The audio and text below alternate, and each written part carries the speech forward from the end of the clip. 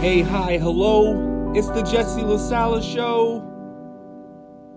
Episode 48. December 31st, 2021. New Year's Eve. Happy New Year's Eve. Happy fucking New Year's Eve. Happy New Year. It's the last show of 2021. I gotta say, December was fucking crazy, man. There's like 2 weeks of work, and then 2 weeks off of work, and in those 2 weeks off, guess where your boy went? Green Bay, Wisconsin. Yes, absolutely. Me and my lovely lady traveled up there, spent Christmas Eve, Christmas. Oh, it was a beautiful time. Beautiful. On our way there, we saw a Kevin. Like, this was my first time seeing an out in the wild, original, authentic Kevin. For those of you who don't know, Kevin is the male Karen. So this Kevin was told to put his mask. This was on the flight. First flight. Flight attendant comes up. Sir, can you pull your mask above your nose? And he's like, it is. And she's like, it isn't. And then shit got real. And then he like adjusted it a little bit. And he was like, that's how I had it. She's like, no, it's not. And I thought, oh shit, it's about to go down. But nah, they were both a little passive aggressive.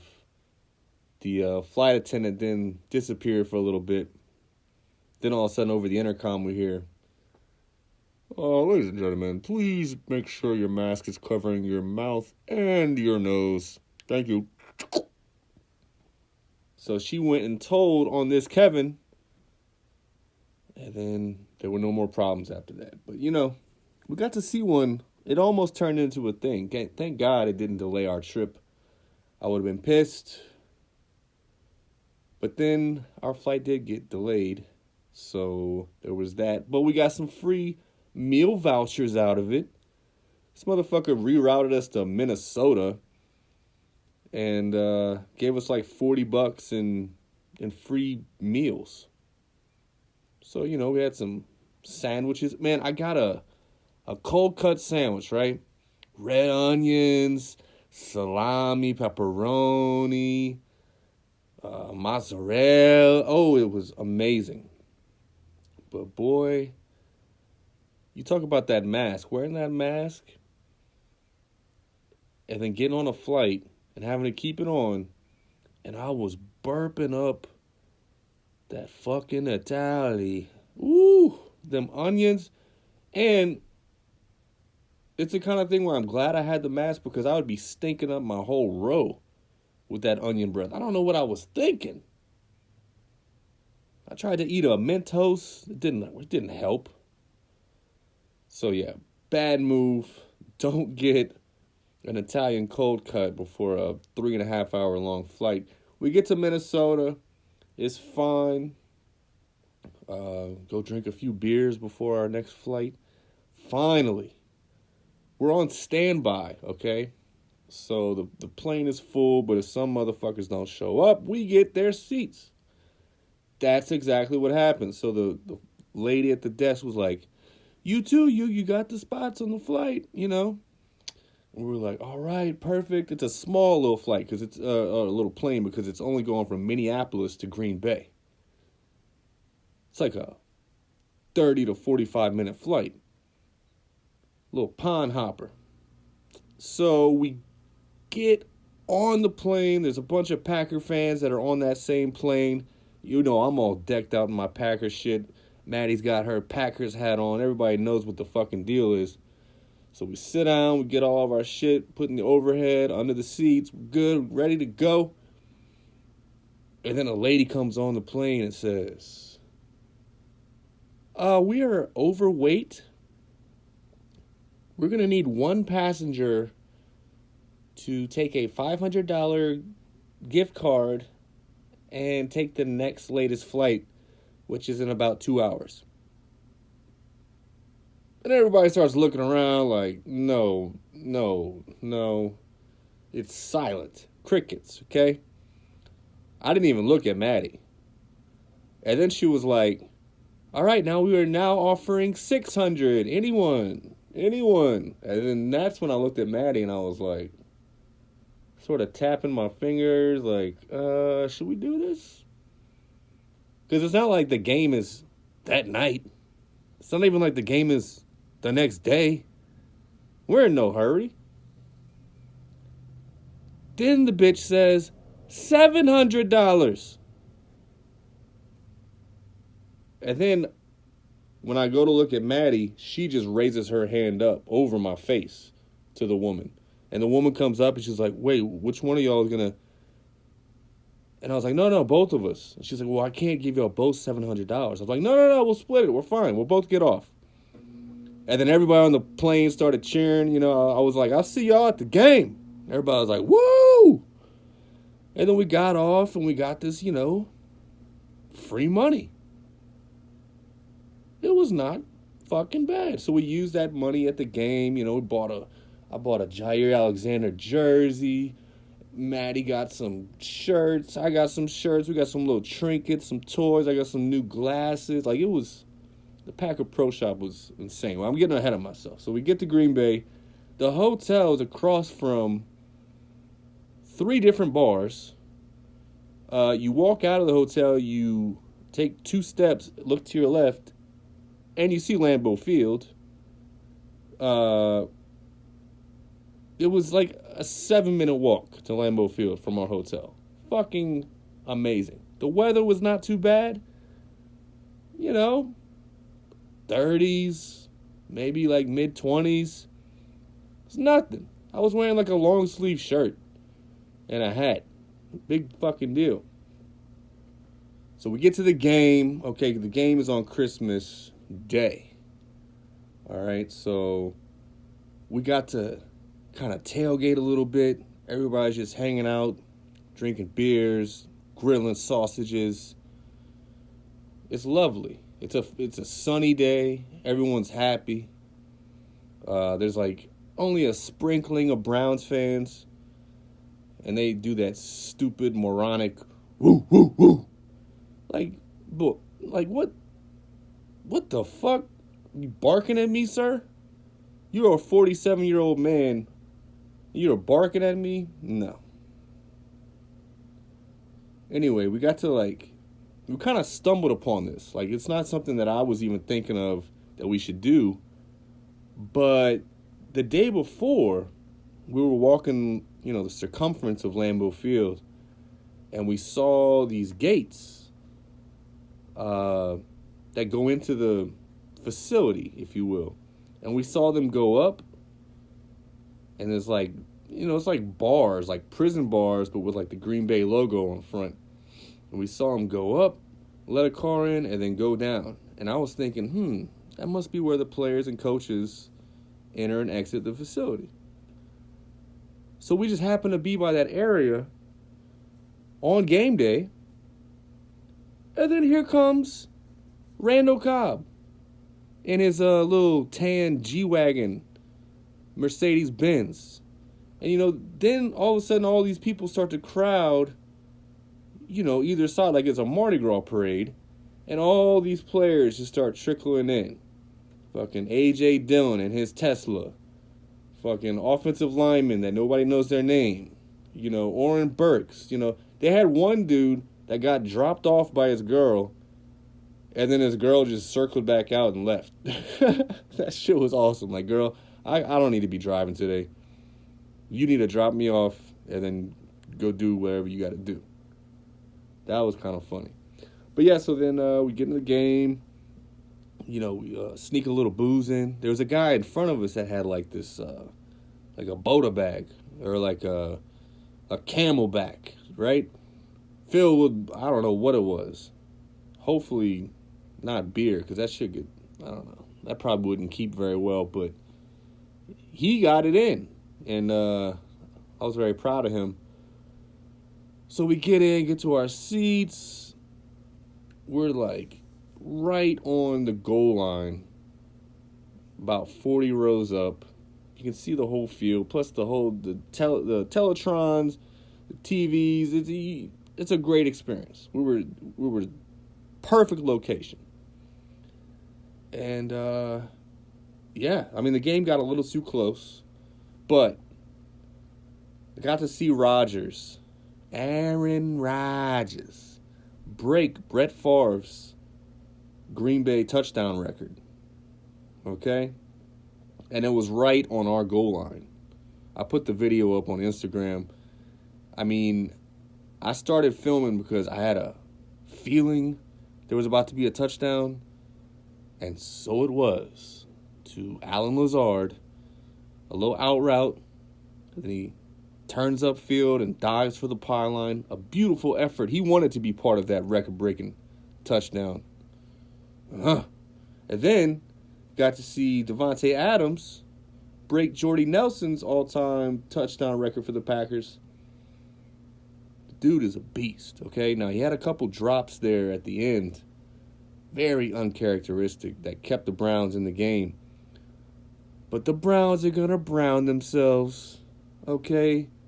Fucking sluggy, douchey, I'll be at home, Baker Mayfield threw us 4 interceptions. 4 interceptions. The last one essentially ending the game. Rasul Douglas had 2 of them. Rasul Douglas, who we picked up off of some team's practice squad. Dude wasn't even playing for the first 6 weeks of the season. Then we're like, hey, you want to come play games with us? Yeah, sure. Let me go ahead and win y'all some games single-handedly. No problem. So, yeah, we sat next to friendly people. It was just the best experience ever. I mean, like I said, it got a little close in the end. Could have easily lost. But it was the best Christmas ever. And then we flew back. No hiccups there. Got home. And then Maddie has to go fly out to see her family in Virginia Beach. So I felt bad for her because, goddamn, we basically did 6 flights in 4 days. You know, with all the connectings and all that. And then the delays and and our whole staff on the plane has COVID, so we have to cancel that plane, like all that shit. So I felt bad for her having to fly right back out, but she'll be back tomorrow. We're not going to be able to have a New Year's kiss. But, yeah, maybe I'll FaceTime her. That's a nice thing to do, right? I hate FaceTiming. I always end up looking at myself in the top right, and I'm like, oh, you're so ugly. And then I just want to get off the phone. Like, I can't think of anything to say, and I'm just like, let's just hang up and text. I'm ugly. So, yeah, like I said, it was not that cold in Green Bay. Still nice and 24-ish. Get back to Louisiana, it's fucking 78. Today is 83. Humid. It's fucking December, Louisiana. Did you not get the fucking memo? This pisses me off. I'm tired of sweating. I don't like the heat. I don't like the bugs still being out. Fucking mosquitoes in December. Ridiculous. I'm here with my mom. She's in town. She's rearranging our kitchen. It's great. It's going to look fantastic when she's gone. But she's having her friends over. It's like, you know, it's like the Joy Luck Club of Louisiana. Just old ladies drinking wine, eating charcuterie, and telling stories about whatever the fuck. But good times. Back to work next week. And no vacations on the horizon. And who knows? I think spring break is maybe the Easter? Is that April? There has to be something before April. Maybe we get... Didn't we get days off for Mardi Gras? We get like 4 days off from Mardi Gras. Like, that is some Louisiana shit. Well, you have to drive to the parade. That takes a day. And then you have to drive back. And then there's Ash Wednesday where you go get some, what is it, ash and the little cross on your forehead. Ridiculous. I mean, teach their own. All right, so, yeah, when Maddie gets back, breaking news, there will be a new episode of Bless the Biddies. We have taken a couple months off, but we're going to do the year-end review of all the shit that happened in 2021. We're going to break it down and then make some predictions for 2022. And that'll be coming out in a couple days. Let's see. Breaking broken news. There's a few highlights over the past few days. Sad news to start out with. John Madden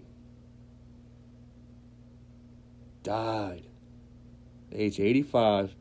Now Madden, he's been the GOAT at everything he's done for so long. Not a bad thing to say about him.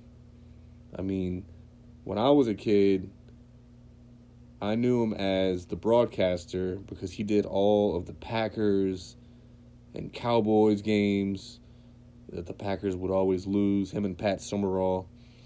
And then, he was a great announcer, but I think by the time I got to watching him, he was sort of the silly, doing that boom, kind of recycling himself.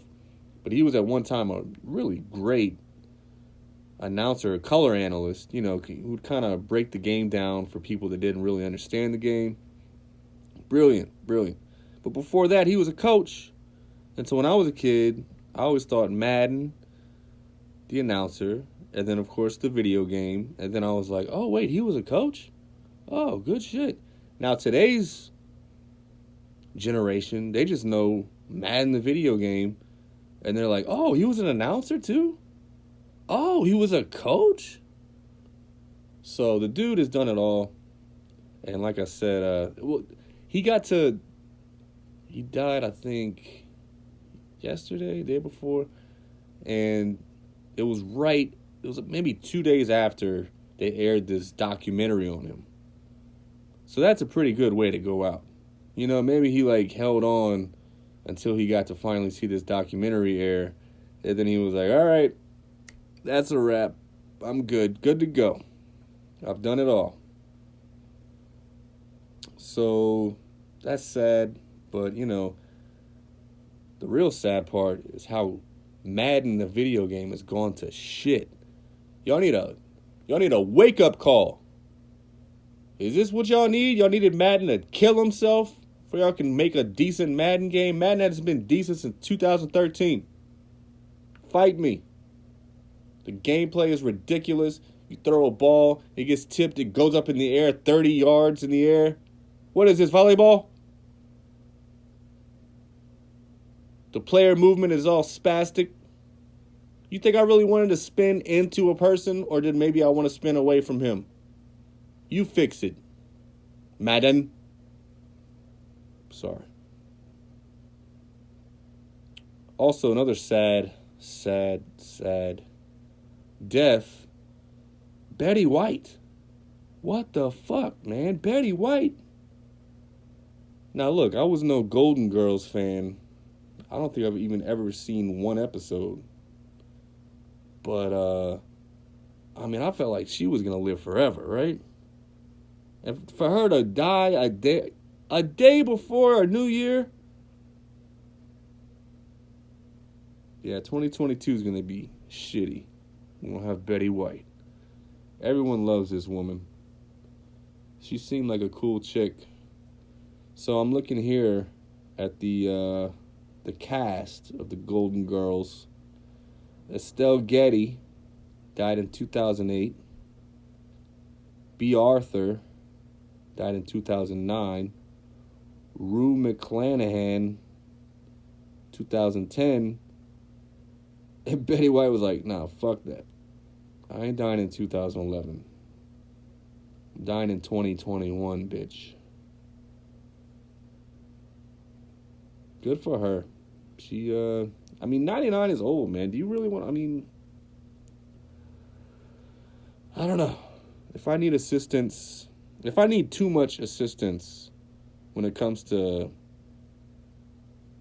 handling my own bodily functions, if you catch my drift, I'm going to go ahead and check out. I'm good. I'm good on that. Let's see what else. Oh, this truck driver. So, he was facing 110 years in prison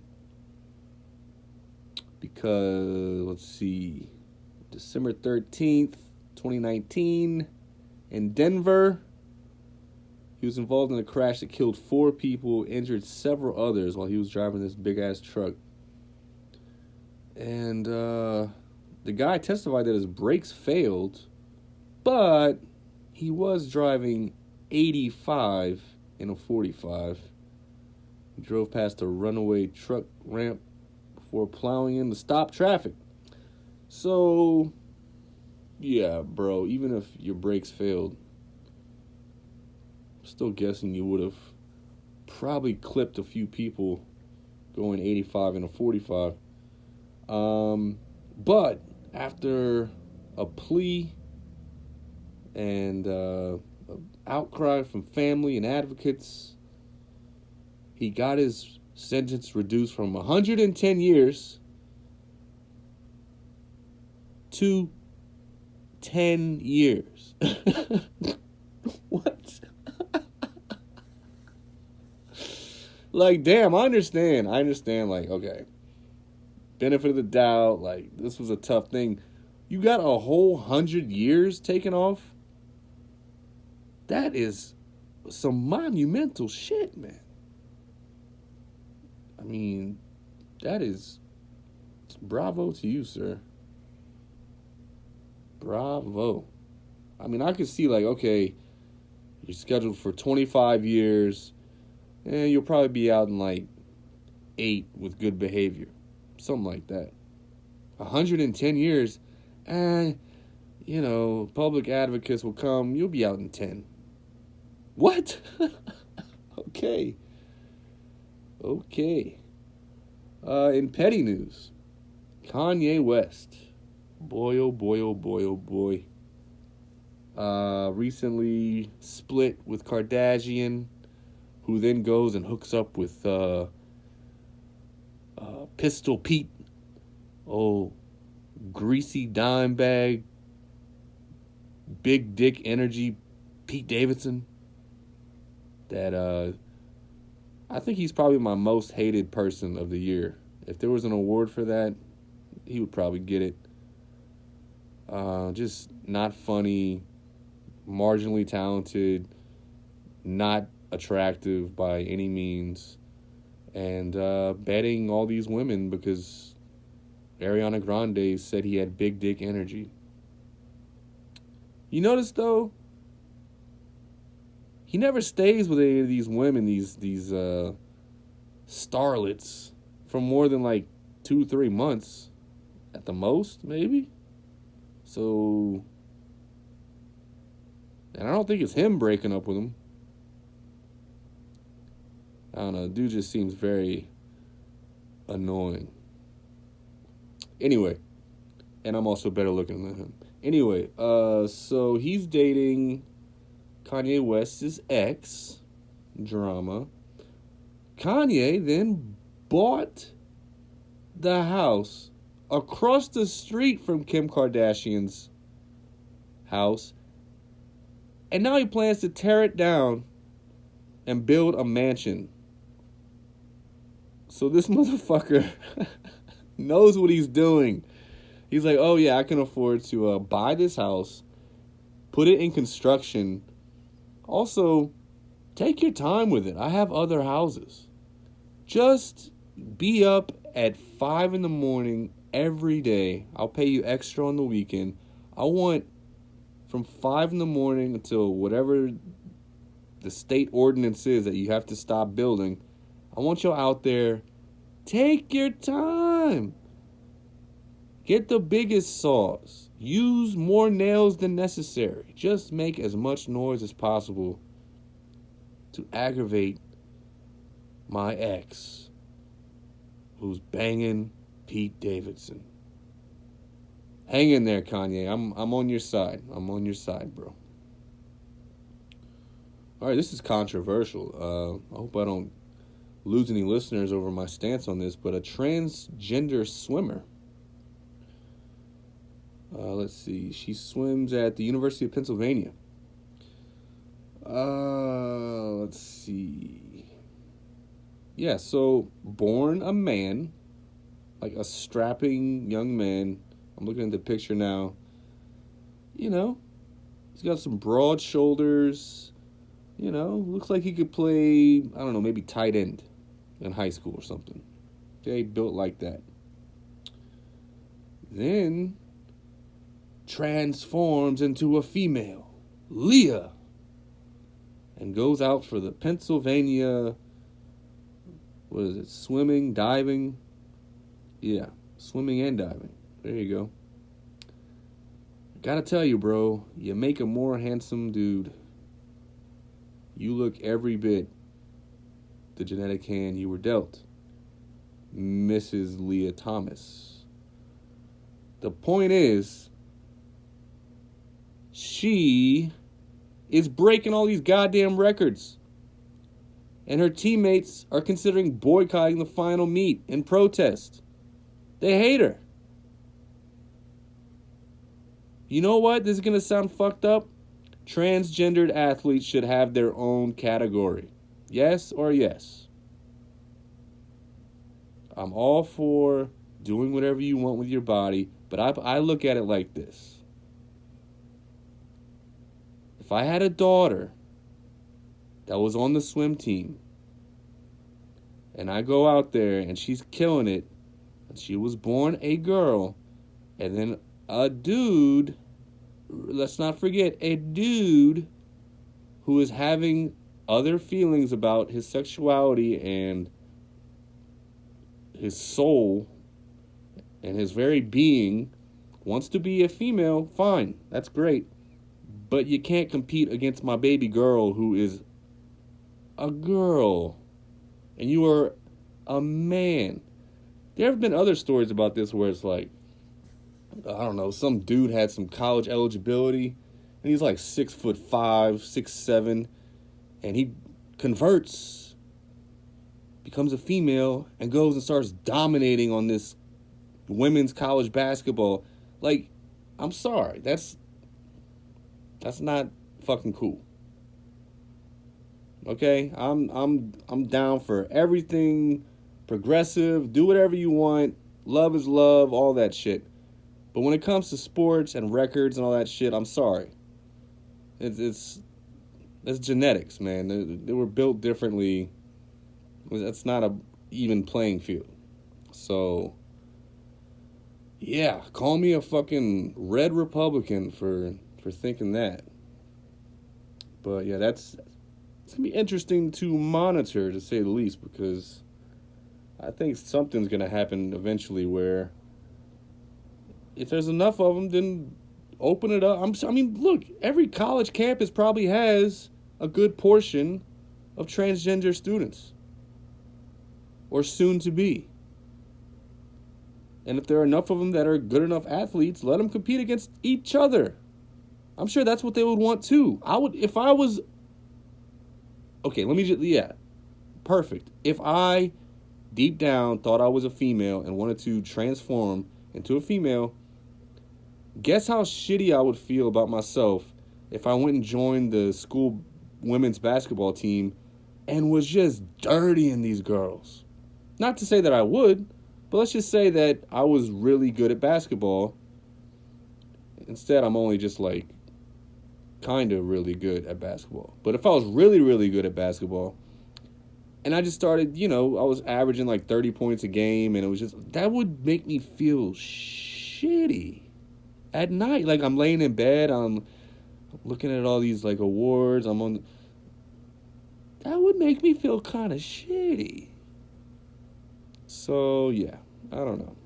Hey, what are you gonna do, right? All right, so here's some champagne problems. Literally champagne problems. A global champagne shortage is threatening to ruin the New Year's Eve celebrations all across the world. Wah! This is another result of the ongoing COVID-19 pandemic. It could be tough to find some of your favorite labels this year because of severe disruptions within the champagne's industry, largely related to the pandemic. Yeah, well, fuck champagne. Drink Prosecco, bitch. Like an all-star. Champagne's gross. Gives you a headache. Prosecco, that's where it's at. Alright, now to some juicy news. Greasy, jizzy, guilty Ghislaine Maxwell. Ghislaine Maxwell. Guilty on 5 of 6 counts in sex crimes. So, yeah. I'm hoping that she starts naming names to try to lessen her sentence. I think it's now like 70 years. That bitch will be dead in there. Maybe she just goes down throwing flames. Yeah, well, Clinton fucked a 12-year-old and Hillary watched it. And blah, blah, blah. Trump got his dick sucked by Bush, and they filmed it, and the film is in the basement of the Pizzagate hotel. Some shit. There's going to be some shit that comes out, hopefully. I want it to get juicy, Ghislaine. Serve me some tea, Ghislaine. People in the Hamptons are paying $500 for a COVID test. Damn. You rich New York bastards. I was looking for one the other day because I have a little cough, all right? But I feel fantastic. It's just a cough. And I didn't go do stand-up last night because I didn't want to be rude. I felt fine. What if I do have COVID and I'm just vaccinated and it was a light viral load that I took in? I don't want to be spreading it, But, yeah, so I didn't go. But I want to get a test. It would be nice to know. They got all these home tests now. Give me a home test.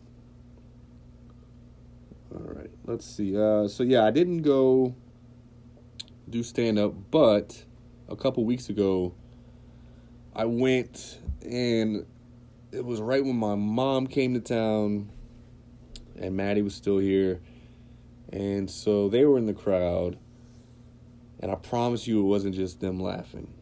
But, Happy New Year, and until next time, don't die.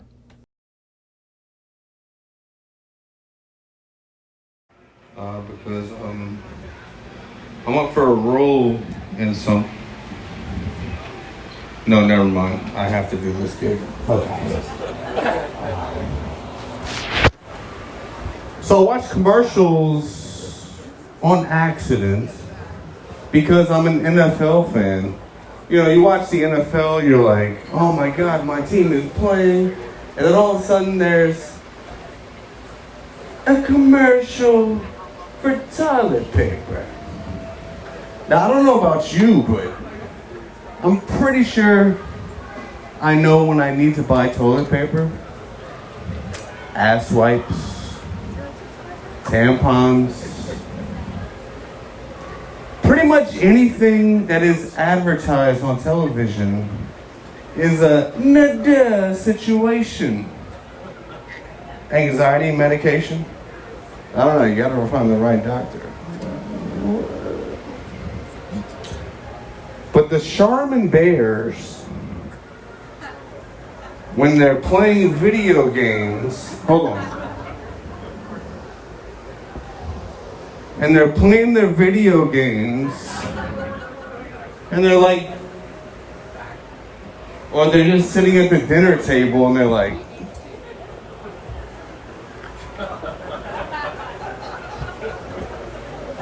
not a good sign, Charmin. Who are you marketing to?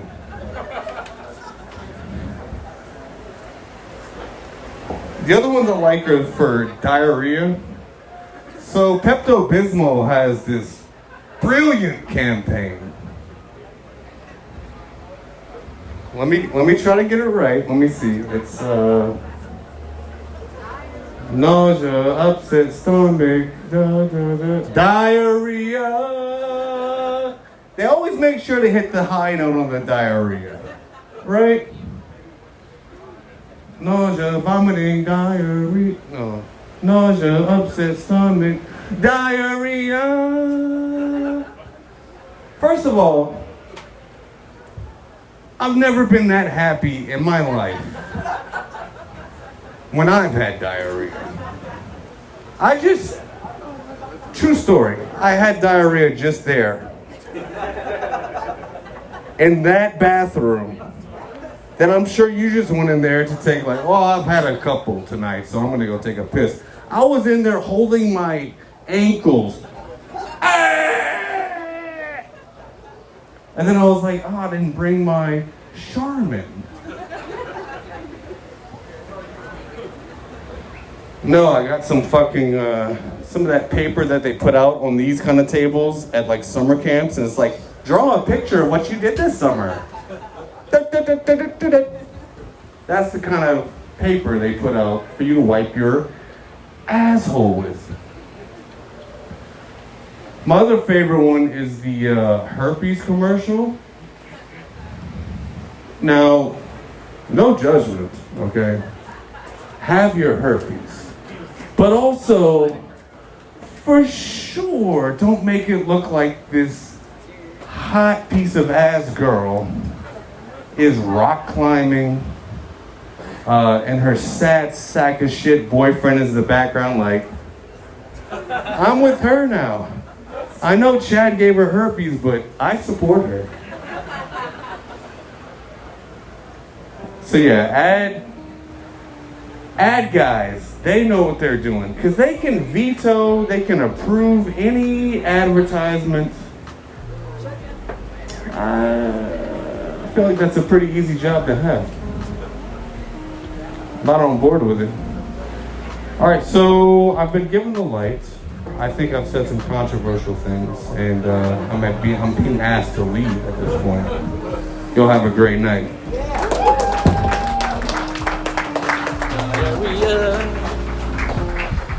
This is out, everybody. Keep it on. One of our locals, one of our favorites.